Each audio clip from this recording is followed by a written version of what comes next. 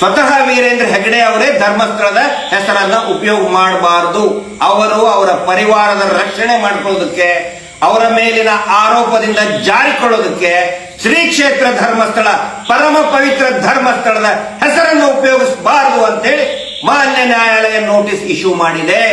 ಇದು ಗೊತ್ತಿರಲಿ ಎಲ್ಲರಿಗೂ. ಯಾಕಂತ ಹೇಳಿದ್ರೆ ನಿಜವಾದ ಹೋರಾಟ ಇದು, ನಿಜವಾದ ಭಕ್ತರ, ಮಂಜುನಾಥ ಸ್ವಾಮಿಯ ಭಕ್ತರ ಹೋರಾಟ ಇದು. ನೂರಾರು ಹೆಣ್ಣು ಮಕ್ಕಳು ಕೊಲೆಯಾಗಿ ಹೋಗಿದ್ದಾರೆ. ಕಣ್ಣು ಮುಂದೆ ಸಾಕಷ್ಟು ಉದಾಹರಣೆಗಳಿದೆ. ಇವರಿಗೆ ಯಾರಿಗೂ ಈ ಸದನದಲ್ಲಿ ಸುರೇಶ್ ಕುಮಾರ್ ಅವ್ರಿಗಾಗ್ಲಿ, ಆರ್ ಅಶೋಕ್ ಅವ್ರಿಗಾಗ್ಲಿ, ಆರ್ ಅಶೋಕ್ ಅವರೇ ಗೃಹ ಸಚಿವರಾಗಿದ್ದಾಗ 2012ರಲ್ಲಿ ಸೌಜನ್ಯಾಳ ಬರ್ಬರ ಅತ್ಯಾಚಾರ, ಗ್ಯಾಂಗ್ ರೇಪ್ ಅಂಡ್ ಮರ್ಡರ್ ಆದಾಗ ಇದೇ ಆರ್ ಅಶೋಕ್ ಹೋಮ್ ಮಿನಿಸ್ಟರ್ ಇದ್ರು. ಇದೇ ಆರ್ ಅಶೋಕ್ ಆರೋಪಿಗಳನ್ನ ರಕ್ಷಣೆ ಮಾಡಿದ್ರು. ಡಬಲ್ ಮರ್ಡರ್ ಕೇಸಲ್ಲಿ ಕೂಡ ಇದೇ ಆರೋಪಿಗಳನ್ನ ರಕ್ಷಣೆ ಮಾಡಿದ್ದೆ ಆರ್ ಅಶೋಕ್. ಅದರ ಸಲುವಾಗಿ ಎಲ್ಲಿ ಏನಾದ್ರು ತಮ್ಮ ಬಂದ್ಬಿಡ್ತದೆ ಅಂತ ಹೇಳಿ ಇವತ್ತು ಭಯಂಕರವಾಗಿ ಡ್ರಾಮಾ ಆಡ್ತಾ ಇದ್ದಾರೆ ಸದನದಲ್ಲಿ. ಅವರಿಗೂ ಉತ್ತರ ಸಿಗುತ್ತೆ, ಸ್ವಲ್ಪ ದಿನದಲ್ಲಿ ಉತ್ತರ ಸಿಗುತ್ತೆ. ಅವರನ್ನು ಕೂಡ ಒಂದು ದಿನ SIT ತನಿಖೆ ಮಾಡುವಂತ ಪರಿಸ್ಥಿತಿ ಬಂದೇ ಬರುತ್ತೆ.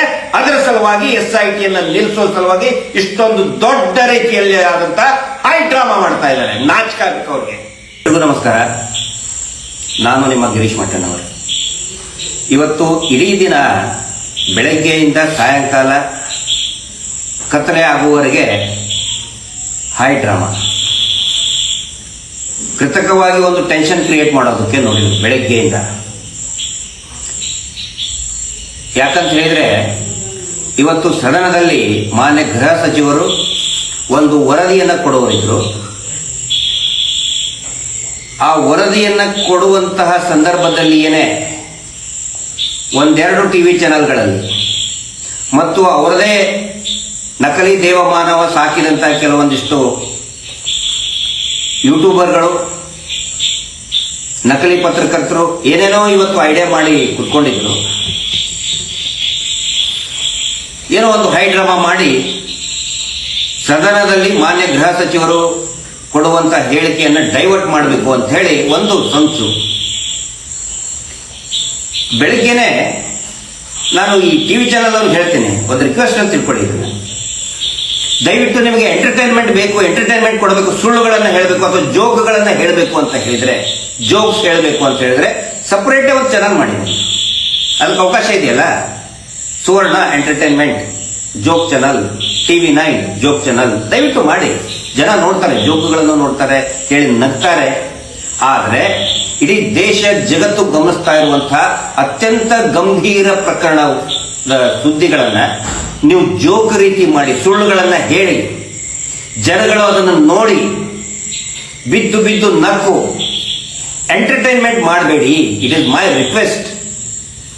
ಯಾಕಂತ ಹೇಳಿದ್ರೆ ಇವತ್ತು ಇಡೀ ದಿನ ನೀವು ಮಾಡಿದಂತಹ ಡ್ರಾಮಾಗಳು, ಸುಳ್ಳಿನ ಮೇಲೆ ಸುಳ್ಳು ನೋಡಿ ಜನ ಇದನ್ನ ಜೋಕ್ ಅಂತ ತಿಳ್ಕೊಂಡು ನಗ್ತಾ ಇದ್ದಾರೆ.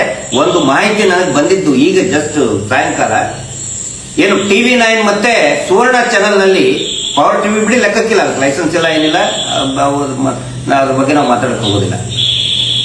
ರೆಪ್ಯೂಟೆಡ್ ಚಾನೆಲ್ಗಳು ಆಗಲೇ ಮಾಹಿತಿ ಬಂತು.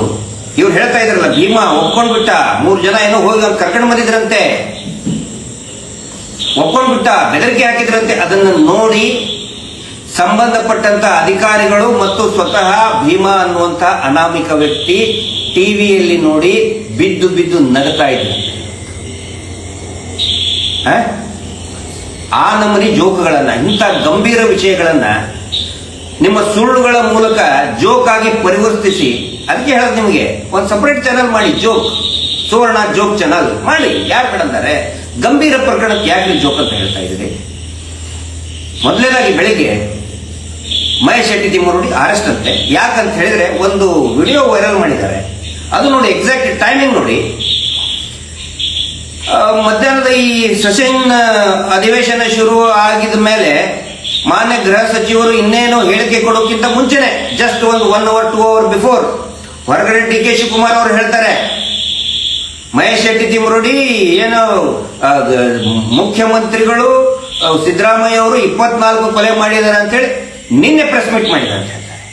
ಅದೇ ಮಾತನ್ನ ಡಿ.ಕೆ. ಶಿವಕುಮಾರ್ ಹೇಳಿದಂತಹ ಮಾನ್ಯ ಮುಖ್ಯಮಂತ್ರಿಗಳು ಹೇಳಿದಂತಹ ಮಾತನ್ನ ಸದನದಲ್ಲಿ ವಿರೋಧ ಪಕ್ಷದ ನಾಯಕರಾದಂತಹ ಆರ್ ಅಶೋಕ್ ಅವರು ಹೇಳ್ತಾ ಇದ್ದಾರೆ. ಏನಂತ ಹೇಳಿದ್ರೆ, ನಿನ್ನೆ ಪ್ರೆಸ್ ಮೀಟ್ ಮಾಡಿ ಮಹೇಶ್ ಶೆಟ್ಟಿ ತಿಮ್ಮರೋಡಿ ಅವರು ಹೇಳಿದ್ರಂತೆ, ಅದು ಕೂಡ ತುಂಬಾ ಗೇಲಿಯಾಗಿ ಮಾಡಿದ್ದಾನೆ. ಅವ್ರು ಗೊತ್ತಾಗುತ್ತೆ ಮುಂಚೆ ಮಹೇಶ್ ಶೆಟ್ಟಿ ತಿಮ್ಮರೋಡಿ ಅವ್ರು ಗೇಲಿ ಮಾಡಿದ್ರೆ ಏನಾಗುತ್ತೆ ಅಂತ ಹೇಳಿ. ಆರ್ ಅಶೋಕ್ ಅವರು ಹೇಳ್ತಾ ಇದ್ದಾರೆ, ನಿನ್ನೆ ಪ್ರೆಸ್ ಮೀಟ್ ಮಾಡಿ ಮುಖ್ಯಮಂತ್ರಿಗಳು ಕೊಲೆ ಮಾಡಿದ್ದಾರೆ ಅಂತ ಹೇಳಿದ್ದಾರೆ ಅಂತ ಶುದ್ಧ ಸುಳ್ಳನ್ನ ಸದನದಲ್ಲಿ ಆರ್ ಅಶೋಕ್ ಅವರು ಹೇಳ್ತಾ ಇದ್ದಾರೆ. ಬಿಡಿ, ಆರ್ ಅಶೋಕ್ ಅವರಿಗೆ ಬುದ್ಧಿ ಅಷ್ಟೇ ಅಂತ ಎಲ್ರಿಗೂ ಗೊತ್ತಿದೆ. ನನಗೆ ಖೇದ ಅನಿಸಿದ್ದು ಮಾನ್ಯ ಸುರೇಶ್ ಕುಮಾರ್ ಅವರು, ನಮ್ಮ ಹಿರಿಯರಾದಂತ ಸುರೇಶ್ ಕುಮಾರ್ ಅವರು ಅದನ್ನು ರಿಪೀಟ್ ಮಾಡ್ತಾ ಇದ್ದಾರೆ. ಮುಖ್ಯಮಂತ್ರಿಗಳಿಗೆ ಸಿದ್ದರಾಮಯ್ಯನವರಿಗೆ 24 ಕೊಲೆ ಮಾಡಿದಂತ ಆರೋಪ ಮಾಡಿದಾರೆ ಅಂತೇಳಿ ಸುರೇಶ್ ಕುಮಾರ್ ಅವರು ಹೇಳ್ತಾ ಇದ್ದಾರೆ. ರೀ, ನಾನು ಅವ್ರನ್ನ ಬಹಳ ಪ್ರಜ್ಞಾವಂತಿಕೆ ಇರೋರು ಮತ್ತು ಬಹಳ ಆಲೋಚನೆ ಮಾಡಿ ಮಾತನಾಡುವಂತಹ ಒಬ್ಬ ಪ್ರಬುದ್ಧ ಶಾಸಕ, ಪ್ರಬುದ್ಧ ವಿಧಾನಸಭೆಯ ಪಟು ಅಂತ ನಾನು ತಿಳ್ಕೊಂಡಿದ್ದೆ. ಆದ್ರೆ ಇವತ್ತೆಲ್ಲವೂ ಕೂಡ ಸುಳ್ಳು ಮಾಡಿ ತುಂಬಾ ಬೇಜಾರಾಗ್ತದೆ. ಯಾಕಂತ ಹೇಳಿದ್ರೆ, ಅವರು ಯಾವ ವಿಡಿಯೋದ ಗಮನದಲ್ಲಿ ಇಟ್ಕೊಂಡು ಹೇಳ್ತಾ ಇದ್ದಾರೆ ಅಂತ ಹೇಳಿದ್ರೆ, 2023 ಅಸೆಂಬ್ಲಿ ಇಲೆಕ್ಷನ್ ಸಂದರ್ಭದಲ್ಲಿ ಇಲ್ಲಿಯ ಮಾನ್ಯ ಶಾಸಕರಾದಂತಹ ಹರೀಶ್ ಪೂಂಜಾ ಅವರು ತುಂಬಿದ ಸಭೆಯಲ್ಲಿ ಸಿದ್ದರಾಮಯ್ಯನವರಿಗೆ ಗೇಲಿ ಮಾಡ್ತಾ ಕೆಟ್ಟದಾಗಿ ಬೈಬೇಕಾದ್ರೆ ಸಿದ್ದರಾಮಯ್ಯ 24 ಕೊಲೆ ಮಾಡಿಸಿದಾನೆ ಅಂತ ಹೇಳಿ ತುಂಬಾ ಹಗುರವಾಗಿ ಮಾತಾಡಿದ್ರು. ಹಿಂಗಾಗಿ ಯಾರು ಗಮನಕ್ಕೆ ತರ್ತಾ ಇದೆ ಅಂತ ಹೇಳಿದ್ರೆ, ಇಂಥ ಗಂಭೀರ ಚರ್ಚೆಯಲ್ಲಿ ಇವರು ಯಾವುದೋ ಒಂದು ಸುಳ್ಳು ಟ್ರೋಲ್ ಮಾಡೋದನ್ನ ಅದನ್ನ ಸೀರಿಯಸ್ ಆಗಿ ತಗೊಂಡು ಸದನದಲ್ಲಿ ಮಾತಾಡೋದು ಒಂದೇ ಅಲ್ಲ, ಅದರ ಆಧಾರದ ಮೇಲೆ ಮಹೇಶ್ ಶೆಟ್ಟಿ ತಿಮ್ಮರೋಡಿ ಅವ್ರನ್ನ ಅರೆಸ್ಟ್ ಮಾಡಬೇಕು ಅಂತ ಆಗ್ರಹ ಮಾಡ್ತಾರೆ. ಅದಕ್ಕೆ ನಿಜವಾಗ್ಲೂ ಕೂಡ ಗೃಹ ಸಚಿವರ ಒಂದು ಪ್ರಜ್ಞಾವಂತಿಕೆಯನ್ನ, ಮಾನ್ಯ ಮುಖ್ಯಮಂತ್ರಿಗಳ ಪ್ರಜ್ಞಾವಂತಿಕೆಯನ್ನ ಇಡೀ ನಾಡು ಮೆಚ್ಕೋಬೇಕು. ಇಡೀ ನಾಡು ಮೆಚ್ಚುವಂತ ಕೆಲಸವನ್ನ ಇವತ್ತು ಗೃಹ ಸಚಿವರು ಮತ್ತೆ ಮಾನ್ಯ ಮುಖ್ಯಮಂತ್ರಿಗಳು ಮಾಡಿದ್ದಾರೆ. ತಪ್ಪು ಮಾತಾಡಿದ್ರೆ ಖಂಡಿತ ಅರೆಸ್ಟ್ ಮಾಡುವಂತ ಪವರ್ಸ್ ಇದೆ, ಅದನ್ನ ಯಾರು ತಡೆಯಕ್ಕಾಗೋದಿಲ್ಲ, ನಾವಾಗ್ಲಿ ಯಾರೇ ಆಗ್ಲಿ. ಆದ್ರೆ ಸುಳ್ಳು ಟ್ರೋಲ್ಗಳನ್ನ ಆಮೇಲೆ ಅದನ್ನ ಟಿವಿ ಚಾನಲ್ ಅವರು ಕ್ಯಾರಿ ಮಾಡಿದ್ದಾರೆ. ಮಹೇಶ್ ಶೆಟ್ಟಿ ತಿಮ್ಮರೋಡಿ ಅಟ್ಲೀಸ್ಟ್ ಒಂದು ವೆರಿಫೈ ಮಾಡಕ್ಕಾಗಲ್ವಾ ಇವರಿಗೆ? ಇನ್ನೊಂದು, ಭೀಮಾ ಏನೋ ತಪ್ಪು ಒಪ್ಕೊಂಡು ಬಿಟ್ಟಂತೆ, 3 ಜನ ಯಾರೋ ತಮಿಳುನಾಡಿಗೆ ಚೆನ್ನೈಗೆ ಹೋಗಿ ಕರ್ಕೊಂಡು ಬಂದ್ರಂತೆ, ಹೆದರ್ಸಿದ್ರಂತೆ, ಹೆದರ್ಸಿ ಹೇಳಿಕೆ ಕೊಡಕ್ ಹೇಳಿದ್ರಂತೆ. ಇದನ್ನೆಲ್ಲ ಈ ಕಥೆಗಳನ್ನ, ಈ ಸಿನಿಮಾ ಸ್ಟೋರಿಗಳನ್ನ ಸುವರ್ಣ ಚಾನಲ್ ಮತ್ತೆ TV9 ಅವರು ಇವ್ರಿಗೆ ಯಾಕೆ ಈ ತರ ಮಾಡ್ತಾ ಇದ್ರು ನನಗಂತೂ ಅರ್ಥ ಆಗ್ತಾ ಇಲ್ಲ. ಒಂದು ವೇಳೆ ಆ ತರ ನೋಡಿ, SIT ತನಿಖೆ ಚಾಲ್ತಿಯಲ್ಲಿರ್ಬೇಕಾದ್ರೆ ಈ ಸುಳ್ಳು, ಆಮೇಲೆ ಇನ್ನೊಂದು ಹೇಳ್ತೆ, ಏನು ಸೋಮನಾಥ್ ನಾಯಕರು ಇದು ಮಾಡಿದ್ರಂತೆ, ಯಾರೋ ಹಿಂದಿದಾರಂತ ಹೇಳಿ ಯಾಕೆ ಇಷ್ಟೊಂದು ಸುಳ್ಳು ಕಥೆಗಳನ್ನ ಹೇಳ್ತಾ ಇದ್ರೆ ನನಗಂತೂ ಅರ್ಥ ಆಗ್ತಾ ಇಲ್ಲ. ಬಹಳ ಮುಖ್ಯವಾದಂಥದ್ದು ಇವತ್ತಿನ ಇಡೀ ಸದನದಲ್ಲಿ ಚರ್ಚೆ ಆಗಿದ್ದು ಮತ್ತು ಒಂದು ಬಹುಮುಖ್ಯವಾದಂತಹ ಕಣ್ತೆರೆಸುವಂತಹ ಬೆಳವಣಿಗೆ. ಅದಕ್ಕೆ ನಾವು ಗೃಹ ಸಚಿವರಿಗೆ ಧನ್ಯವಾದಗಳನ್ನ ಹೇಳಲೇಬೇಕು. ನೀವು ಅನ್ಕೋಬಹುದು, ಏನು ಒಂದ್ಸರಿ ಬೈತೀರಿ ಒಂದ್ಸರಿ ಹಿಂಗಂತೀರಿ ಅಂತೇಳಿ. ಆದ್ರೆ ವೈಯಕ್ತಿಕ ದ್ವೇಷ ನಾವು ಯಾರ ಮೇಲೆ ಕೂಡ ಇಟ್ಟಿಲ್ಲ. ಈ ಕಾಮಾಂಧರು, ಅವರ ಜೊತೆಗೆ ಇದ್ದಂತಹ ಅತ್ಯಾಚಾರಿಗಳು, ಅವ್ರಿಗೆ ಮೇಲೆ ಇಷ್ಟೇ ನಮ್ಮ ದ್ವೇಷ. ಉಳಿದವ್ರು ಯಾರ ಮೇಲೂ ಕೂಡ ನಮ್ದು ವೈಯಕ್ತಿಕ ದ್ವೇಷ ಇಲ್ಲ. ಇವತ್ತು ಗೃಹ ಸಚಿವರು ನಾನು ಇಷ್ಟೊಂದು ಪ್ರಬುದ್ಧವಾಗಿ ಮಾತಾಡ್ತಾರೆ ಅಂತ ಖಂಡಿತ ನಾನು ಅನ್ಕೊಂಡಿರಲಿಲ್ಲ. ಅವರು ಇಷ್ಟು ದಿನ ಹೇಳ್ತಾ ಇದ್ರಲ್ಲ, ಏನು ಇಲ್ಲ, ಸ್ವಲ್ಪ ಸೈಲೆಂಟ್ ಆಗಿರುತ್ತೆ, ಸಾರಿ, ಏನು ಇಲ್ಲ, ಗುಂಡಿಯಲ್ಲಿ ಏನು ಇಲ್ಲ, ದೇವಸ್ಥಾನಕ್ಕೆ ಅಪಪ್ರಚಾರ, ದೇವಸ್ಥಾನದ ಮೇಲೆ ಅಪಪ್ರಚಾರ ಅಂತ ಹೇಳ್ತಾ ಇದ್ರಲ್ಲ, ಎಲ್ಲರಿಗೂ ಕೂಡ ಅತ್ಯಂತ ಪ್ರಬುದ್ಧವಾಗಿ ಉತ್ತರ ಕೊಟ್ಟಿದ್ದಾರೆ. ಅವರು ಹೇಳಿದ್ದು ನಮಗೆ ತುಂಬಾ ಇಷ್ಟ ಆಗಿದ್ದು ಏನು ಅಂತ ಹೇಳಿದ್ರೆ, ದೇವಸ್ಥಾನದ ವಿರುದ್ಧ ಅಪಪ್ರಚಾರ ಮಾಡ್ತಾ ಇದ್ರೆ ಅವರ ಮೇಲೇನು ಕೂಡ ಆಕ್ಷನ್ ತಗೊಳ್ತೀವಿ ಅಂತ ಹೇಳಿದ್ದು ನಮಗೆ ತುಂಬಾ ಇಷ್ಟ ಆಯ್ತು. ಏನು ಇಲ್ಲ ಅಂತ ಹೇಳ್ತಾ ಇದ್ರಲ್ಲ, ಅವ್ರಿಗೆ ಉತ್ತರ ಕೊಟ್ಟಿದ್ದಾರೆ, ಸದನದಲ್ಲಿ ಉತ್ತರ ಕೊಟ್ಟಿದ್ದಾರೆ. ಶಂಖದಿಂದ ಬಂದ್ರೇನೆ ತೀರ್ಥ, ನಮ್ಗೆ ಗೊತ್ತಿತ್ತು, ಒಳ್ಳೆ ತೀರ್ಮಾನ, ಒಳ್ಳೆ ಬೆಳವಣಿಗೆ, ಇವ್ರು ಎಷ್ಟೇ ಬೈದ್ರು ಕೂಡ ಒಂದು ದಿನ ಆಗೇ ಆಗತ್ತೆ. ಇವತ್ತು ಪ್ರಾಯಶಃ ಒಂದು ಹಂತದ ಒಂದಿಷ್ಟು ಮಾಹಿತಿಗಳನ್ನು ಕೊಟ್ಟಿದ್ದಾರೆ. ಏನು ಹೇಳಿದ್ರು ಅವರು? ಏನು ಇಲ್ಲ ಅಂತ ಹೇಳ್ತಾ ಇದ್ರಲ್ಲ. ಒಂದು ಪಾಯಿಂಟ್ ಅಲ್ಲಿ ಒಂದು ಕಳೆಬರ ಸಿಕ್ಕಿದೆ, ಅಸ್ಥಿಪಂಜರ ಸಿಕ್ಕಿದೆ, ಇನ್ನೊಂದರಲ್ಲಿ ಮೂಳೆಗಳು ಸಿಕ್ಕಿದೆ. ಆನಂತರ ಇನ್ನೂ ಅನೇಕ ಕಡೆಗಳಲ್ಲಿ ಈ ಏನು ಲ್ಯಾಟರೈಟ್ ಸಾಯಿಲ್, ಕೆಂಪು ಮಣ್ಣು ಇರತಕ್ಕಂತ ಪ್ರದೇಶದಲ್ಲಿ ಆಸಿಡ್ ಕಂಟೆಂಟ್ ಜಾಸ್ತಿ ಇರೋದ್ರಿಂದ ಮೂಳೆಗಳು ಬೇಗ ಸವೆದು ಹೋಗಿ ಡಿಕಂಪೋಸ್ ಆಗಿರ್ತದೆ, ಮಣ್ಣಿನ ಜೊತೆಗೆ ಸೇರಿರ್ತದೆ. ಅಂತ ಪ್ರದೇಶಗಳಲ್ಲಿ DNA ಅನಲೈಸಿಸ್, ಫಾರೆನ್ಸಿಕ್ಸ್ ಅನಲೈಸಿಸ್ ಮಾಡೋದ್ರ ಸಲುವಾಗಿ ಮಣ್ಣಿನ ಸ್ಯಾಂಪಲ್ಗಳನ್ನು ಕೂಡ ತೆಗೆದುಕೊಂಡಿದ್ದಾರೆ. ಅದು ಬರೋದವರೆಗೆ ವೇಟ್ ಮಾಡಬೇಕು ಅಂತ ಹೇಳಿದ್ದಾರೆ. ಎಷ್ಟೊಂದು ಪ್ರಬುದ್ಧವಾದಂತ ಮಾತನ್ನ ಹೇಳಿದ್ದಾರೆ. ಏನೂ ಇಲ್ಲ ಅಂತ ಹೇಳ್ತಿರಲ್ಲ. ಸುಳ್ಳು ಸುದ್ದಿ, ಇಷ್ಟು ದಿನಗಳವರೆಗೆ ಸುಳ್ಳು ಸುದ್ದಿ ಪ್ರಚಾರ ಮಾಡಿದವ್ರಿಗೆ ಉತ್ತರ ಕೊಡ್ತೀರಾ? ಈಗ ಇದನ್ನು ಪ್ರಸಾರ ಮಾಡ್ತೀರಾ? ಸುಳ್ಳು ಬರಿತಾ ಇದ್ರಲ್ಲ, ಕೆಲವೊಂದಿಷ್ಟು ಪತ್ರಿಕೆಗಳಲ್ಲಿ ಕೂಡ ನ್ಯೂಸ್ ಕಂಟೆಂಟ್ ರೈಟರ್ ಬರಿತಾ ಇದ್ರು ಸುಳ್ಳು. ಕೊಡಿ ಇದಕ್ಕೆ ಉತ್ತರನ. ಏನು ಇಲ್ಲ ಅಂದವರು ಅನೇಕ ಕಡೆಗಳಲ್ಲಿ. ಯಾಕಂತ ಹೇಳಿದ್ರೆ ಈ 15, 20, 30 ವರ್ಷ ಆದ್ಮೇಲೆ ಅದು ಪೂರ್ತಿಯಾಗಿ ಸೌದು ಹೋಗಿರ್ತದೆ, ಕರಿಗೆ ಹೋಗಿರ್ತದೆ. ಅದರಲ್ಲಿ ಚಿಕ್ಕ ಮಕ್ಕಳದಿತ್ತಂತ ಹೇಳಿದ್ರೆ ಕಂಪ್ಲೀಟ್ ಡಿಕಂಪೋಸ್ ಆಗಿರ್ತದೆ ಡೆಡ್ ಬಾಡಿ. ಅಂತ ಪ್ರದೇಶದಲ್ಲಿ DNA ಟೆಸ್ಟ್ಗೆ ಕೊಡಬೇಕಾಗತ್ತೆ. ಆ ಕೆಲಸವನ್ನು ಮಾಡಿದ್ದಾರೆ.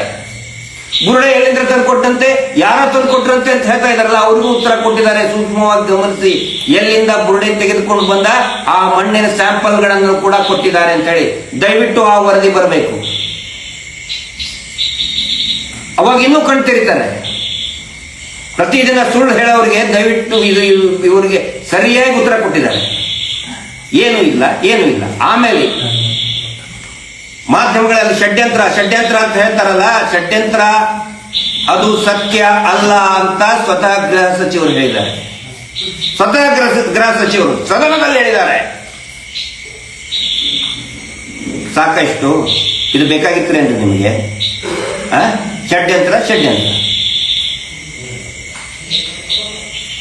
ಇಷ್ಟೆಲ್ಲ ಯಾಕೆ ಮಾಡ್ತಾ ಇದ್ದಾರೆ ಅಂತ ಹೇಳಿದ್ರೆ, ಪ್ರತಿದಿನ ಈ ನಕಲಿ ದೇವಮಾನವ, ಅವರ ತಮ್ಮ, ಅವನ ಕುಟುಂಬಕ್ಕೆ ದಿನಂಪ್ರತಿ ಉರುಳು ಸುತ್ಕೊಳ್ತಾ ಇದೆ, ಬಳ್ಳಿ ಸುತ್ಕೊಳ್ತಾ ಇದೆ. ಅಲ್ಲರಿ, ನಿನ್ನೆ ನಾವು ಸಾಯಂಕಾಲ ಮಾಡಿದ ಪ್ರೆಸ್ ಮೀಟ್ ನಲ್ಲಿ ಅದಕ್ಕಿಂತ ಮುಂಚೆ ಜಯಂತ್ ಅವರು ದೂರು ಕೊಟ್ಟಿದ್ದಾರೆ. ಲಾಡ್ಜಿಂಗ್ ನಲ್ಲಿ ಮಹಿಳೆಯ ಕೊಲೆ ಆಗಿದ್ರ ಬಗ್ಗೆ ತನಿಖೆ ಯಾಕೆ ಮಾಡಿಲ್ಲ ಅಂದಾಗ ಇನ್ನೂ ಸಿಕ್ಕಾಕೊಂಡು ಇವತ್ತು ಈ ಡ್ರಾಮಾ ಮಾಡಿದ್ದಾರೆ. ಇಷ್ಟು ದಿನ ಏನು ಸಿಕ್ಕಿಲ್ಲ ಅಂತ ಹೇಳಿದ್ರು. ಇವತ್ತೇನು ಹೇಳಕ್ ಸ್ಟಾರ್ಟ್ ಮಾಡಿದ್ರು? ಅರೆಸ್ಟ್ ಅಂತೆ, ಆದಂತೆ, ಈದಂತೆ. ಇಷ್ಟು ವರ್ಷ ಬರೀ ಇದನ್ನೇ ಮಾಡ್ತಾನೆ ಬಂದರು. ಆನೆ ಮಾವುತನ ಪ್ರಕರಣದಲ್ಲಿ ಇವತ್ತು ಅವ್ರು ಹೋಗಿದ್ದಾರೆ ಒನ್ಸ್ ಅಗೇನ್ ಇದನ್ನು ಮರು ತನಿಖೆ ಮಾಡಿಸಿ ಅಂತ ಹೇಳಿ. ಬೆಳಿಗ್ಗೆ 10 ಗಂಟೆಗೆ ಹೋಗಿದ್ದಾರೆ, ಸ್ಟಾರ್ಟ್ ಮಾಡಿದ್ರು ನ್ಯಾರೇಷನ್, ಕತೆ ಬರೆಯೋದು, ಕಾಲ್ಪನಿಕ ಕತೆ ಬರೆಯೋದು. ಆನೆ ಮಾವುತನ ಪ್ರಕರಣದಲ್ಲಿ ಜಡ್ಜಿ ಕೊಂದಿದ್ದಾರೆ. ಆದ್ರೂ ಕೂಡ ಆಮೇಲೆ ಅದೇ ನಕಲಿ ದೇವಮಾನವನ ಹೆಸರು ಹಾಕಿ ಅವರ ಸಾಯಂಕಾಲ ಹೊತ್ತಿಗೆ ಇನ್ನೊಂದು ಡ್ರಾಮಾ ಮಾಡಕ್ ಬಂತು.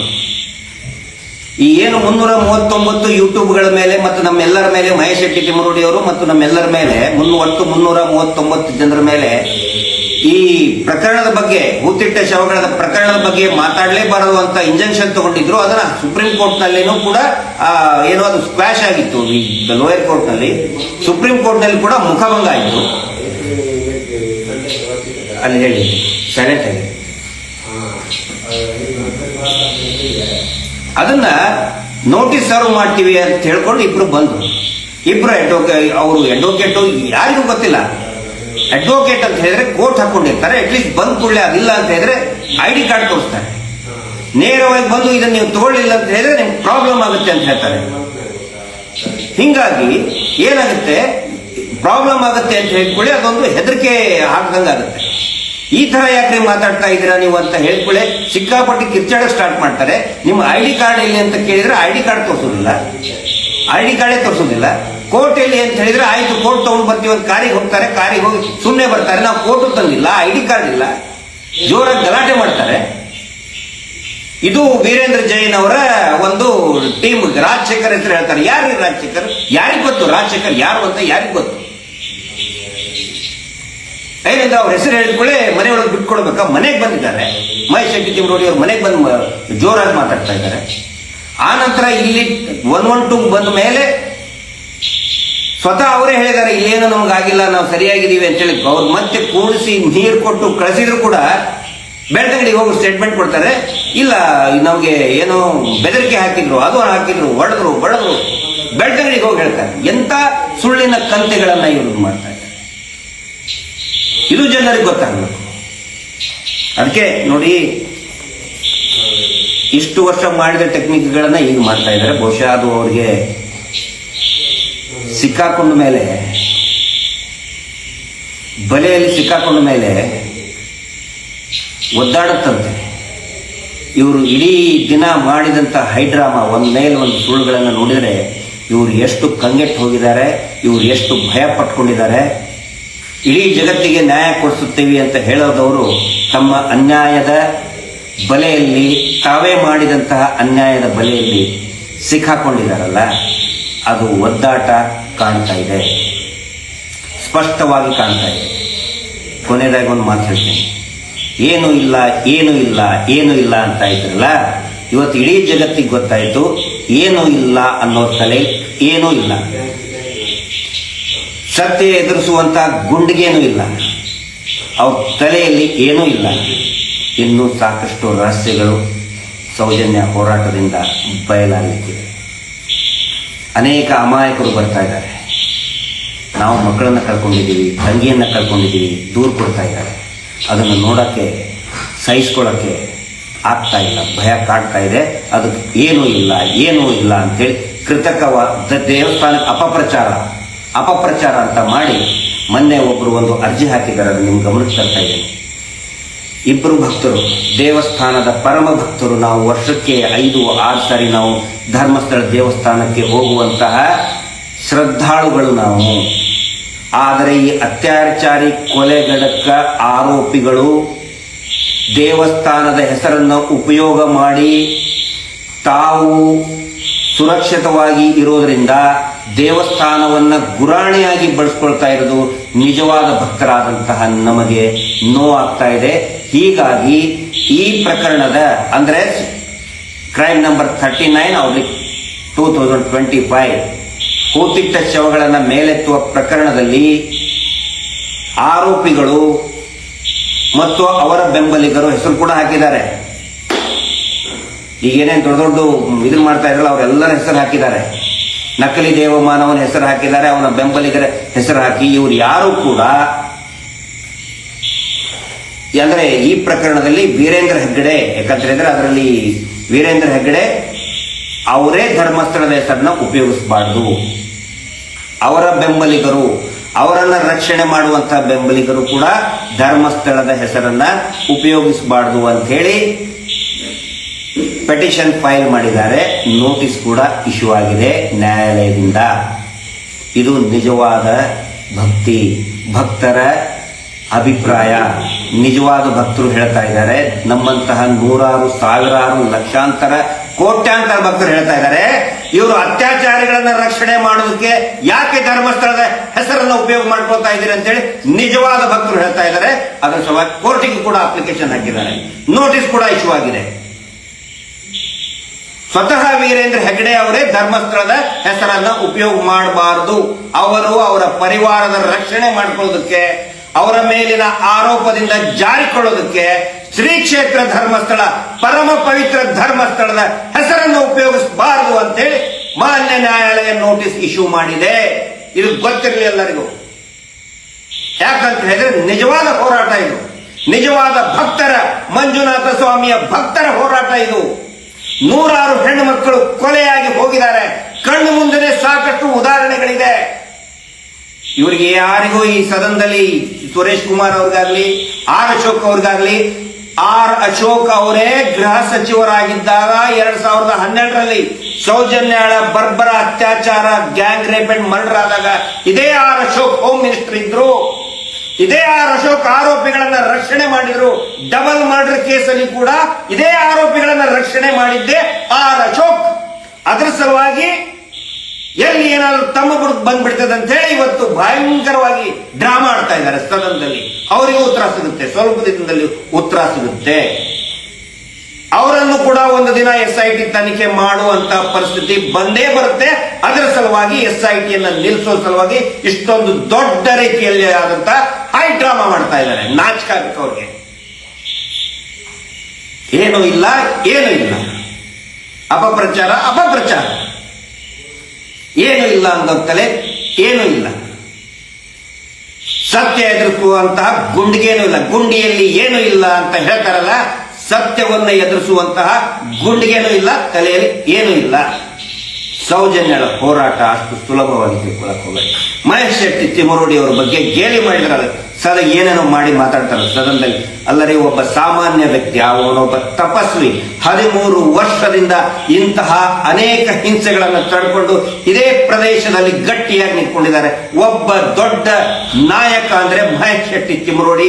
ಬರೀ ನಾಯಕ ಅಲ್ಲ, ಒಬ್ಬ ದೊಡ್ಡ ತಪಸ್ವಿ ಅವರು.